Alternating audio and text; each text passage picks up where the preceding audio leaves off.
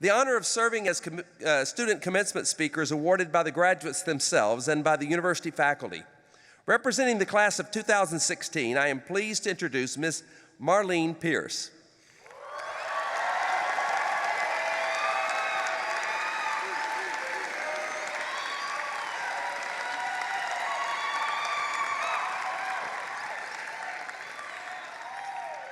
After graduating from Lake Stevens High School, Marlene Pierce then spent a year serving as a missionary in Lyon, France. She then came to Northwest University to study English literature and writing. In her time here, Marlene has served as a student government senator, president of the in-scene improvisation team, and captain of our debate team. She was invited to join the debate team as a freshman, and it was there that she found her gift for speech and her thirst for knowledge melded and blossomed. As a debater, she has won more than 40 awards at regional, national, and international competitions. Her career culminated in taking first place at the World University Debate Championship public speaking competition in Thessaloniki, Greece, which gave her recognition as one of the best student speakers in the world.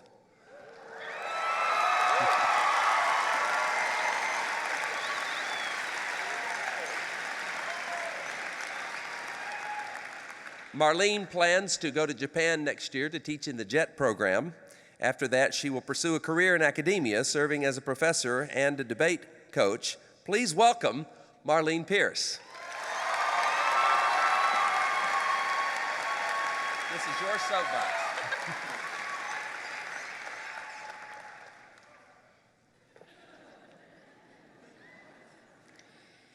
Now that I'm quite literally standing on a soapbox, I'd like to thank the university and Dr. Castleberry for this opportunity, my family for their constant support, the debate team without whom I would not be the same person I am today, my roommates Abby, Damaris, and Catherine for putting up with my frantic dashes through the living room as I was late for yet another tournament,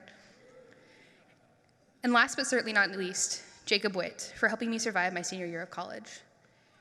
I'd also like to thank my father who, though he can't be here today, always taught me the value of an education and hard work, and I know he'd be proud of me. These speeches tend to be cliched, so here we go.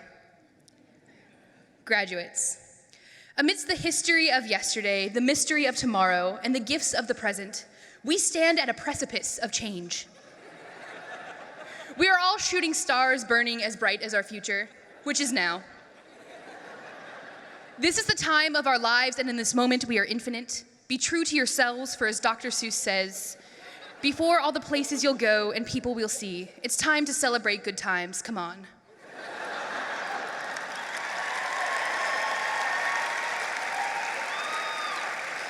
With that out of the way, I promise you novelty in all future metaphors.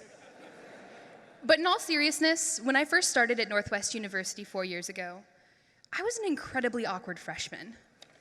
Fresh from France, I constantly wore a white knit beret, an electric blue poncho, and brown boots with spikes on them simply because they reminded me of hedgehogs. I wish I could say that was the influence of my year in Europe, but unfortunately, I literally had no concept of what was fashionable. I'll never forget the day that Professor Gary Gillespie stopped me as I was leaving my freshman speech class and offered me a scholarship to debate. My first thought was that I could literally never do that. We'd been doing impromptu speeches that day, and I must have impressed him. I'd been given the topic of Justin Bieber, so I should have known better. Never say never. But quite honestly, I was terrified. All throughout my formative years, I'd been involved in theater, but this was the first time someone was asking me to stand up and speak without a script and without a plot line. I wouldn't be a character on stage, I would just be me. And if I'm being perfectly honest, I wasn't entirely sure what that meant. Who was I without the pre-constructed words and plot lines? What voice did I have left, if left to my own devices?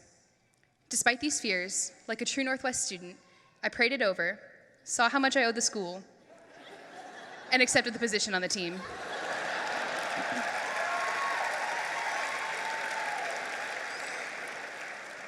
I'd be lying if I said I found immediate success.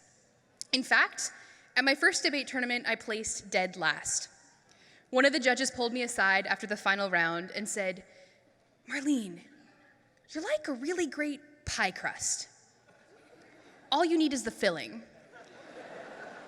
I wasn't entirely sure what he meant at the time, but looking back now, I know that he meant that a great crust is the starting point for a fantastic pie. In my time here at NU, that filling came in abundance. My extracurricular activities, classes, and conversations I held with my peers and professors grew my confidence and my knowledge base. I found the more lectures I heard about things like postmodernism, gender theory, or T.S. Eliot, I'm an English major, the more I was able to empathize and understand opposing viewpoints. As debate exposed me to international issues ranging from combating sectarian violence in the Middle East to the pernicious nature of Canadian dairy legislation, my conception of culture expanded. I started to view the world in a broader scope and find my place within it. I discovered what it meant to be Marlene and embraced the powerful voice that God has given me. As my education developed, so did I. By my junior year, I started winning debates and was elected captain of my team. By my senior year, I found myself competing internationally, winning the title of World's Best Public Speaker. Just this last month, my debate partner and I found ourselves in the top 8 after prelims at the British Parliamentary National Tournament. We finished alongside Ivy League schools like Harvard and Yale.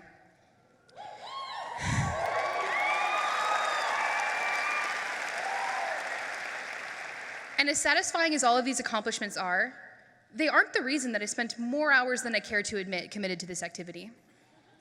As a debater, I found myself in the position of representing a small private Christian college in a very secular and liberal realm. My faith and beliefs were questioned and challenged, and because I learned it in Sunday school, was no longer an acceptable defense.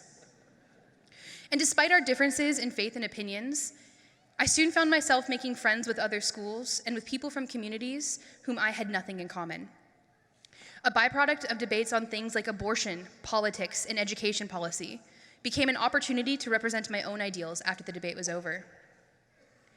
But I would be remiss to talk about debate without mentioning the amazing teammates who experienced it right alongside with me. You truly have become my closest friends, and I will miss you all more than words can say. To my debate partner, John, thank you for everything, the ups and the downs. I couldn't have done it without you. You truly have become the Pikachu to my Ash and the Rick to my Morty. And to Jacob, my coach, a trustworthy and invaluable mentor in my life, thank you for being the Gandalf to my Frodo and the Dumbledore to my Harry Potter.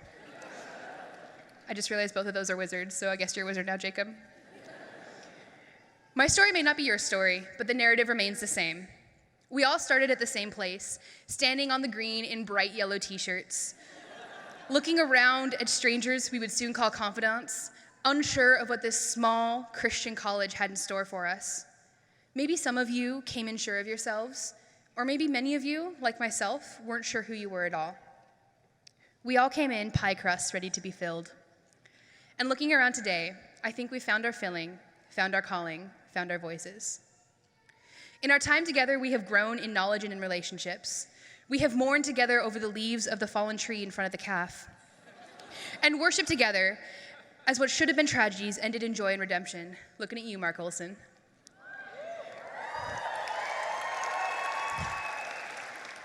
We've rejoiced over simple things like chicken nuggets in the calf on Friday, or an Idaho-shaped piece of metal welded into a rail. We were tree-vivers and Amazon women, roles we took on with such enthusiasm that we were soon banned from ever embracing them again. We were students, we soared like eagles, we were us. Being an English major, I tend to put a lot of my thoughts down into formats like short stories and poetry, but I won't burden you with those. But with all these memories in mind, I do propose an ode to Northwest. An ode to the community, a place where many of us have come to find that college friends quickly become a college family. An ode to the faculty and staff for committing their time and lives to better our own. Whether it be extra study sessions or a heart-to-heart over a warm beverage while Sufjan Stevens plays in the background. An ode to the sunny days on the green and the mad dashes to class in the pouring rain. To walking out of Feet Hall and seeing the Cascades backlit in the glow of springtime. An ode to chapel, where we experienced everything from spiritual revelation, impromptu grilled cheese parties, biblical insights, and the occasional nap. A place where we learned how to engage and challenge theological concepts. An ode to the dorms, a place that seemed so small at first, but became a community building and fostering community, and now you can hardly imagine leaving them. and to the apartments for teaching us the true value of a CAF meal plan and the true joy an open parking spot can bring. But this university would be nothing if it weren't for the community. So I also propose an ode to the people of NU. To the Jake Campbells, always firm but fair, your steadfast actions inspire steadfastness in our own life.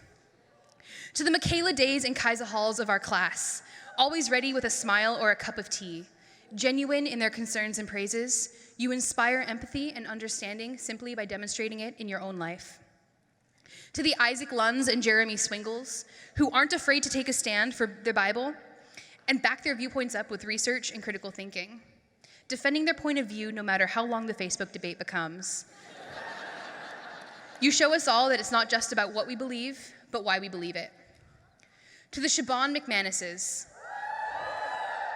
who challenge us to check our privilege and move beyond blind acceptance of the world. You stand up speakly and boldly and proudly speak truth to power, unashamed. To the Joey West and Riley Walkers, who showed us that raising your GPA and raising a family aren't mutually exclusive. You committed to your programs and loved ones with equal intensity and passion. To the Emily Sears and Jonathan Reeds, who aren't afraid to follow their passions into their field, even if it means committing to nursing in rural Alaska upon graduation, or pursuing yet another degree in the daunting realm of grad school. To the Ray Clarks and Sandy Pucketts, who show us that it is never too late to follow the calling God has placed in your life. An ode to Northwest University, the University of Possibility. And I really do believe that this is true. During our undergraduate years, we've had the chance to meet people from radically different backgrounds than our own. We have fallen in love and fallen out of love, started new traditions in town halls and stand-up comedy, and shaped this university just as much as it has shaped us. In our class alone, we will have gone out and impacted countless countries like Tanzania, India, China, Kenya, Prague, and the Philippines. And we haven't even graduated yet. The world has a tendency to look at our generation and see only the worst of what we have to offer. We are often faulted for being lazy, unoriginal, and afraid to step outside our comfort zone and interact with the real world. They call us millennial and dismiss us as being naive, optimistic, or inexperienced. But we have already proven that we defy their expectations, and we will continue to do so. Our class is capable of greatness, and we have distinguished ourselves as incapable of standing idly by. In other words, we are the blue jays amongst the fields of sparrows.